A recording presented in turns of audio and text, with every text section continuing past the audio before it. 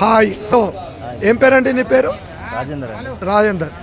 ఎన్ని రోజులు బట్టి చేస్తున్నావు ఈ కంపెనీలో? 2019 ఫుడ్లో జాయిన్ అయినా 4 months అవుతుంది. ఇన్స్టామార్ట్కి వచ్చేసి. అప్పుడు కూడా స్విగ్గీ జొమాటోనా? అప్పుడు స్విగ్గీ.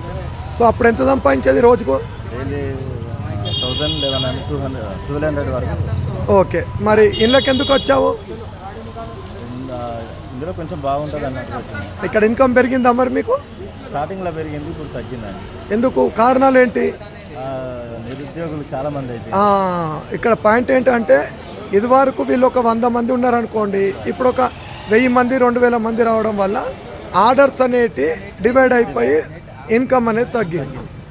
సో మరి ఇంకా ఏమన్నా వేరే కంపెనీలో పోదామని ఆలోచన ఉందా మీకు?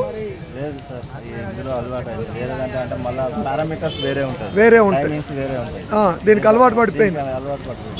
సో నిరుద్యోగులందరూ కూడా ఆలోచించండి. మీరు ఏది చేసినా కానీ కాంపిటీషన్ మార్కెట్ కాబట్టి స్కిల్స్ పెంచుకోవాలి. మీరు స్కిల్స్ పెంచుకొని అప్డేట్ అయి ఉంటేనే మీకు ఫ్యూచర్ ఉంటుంది.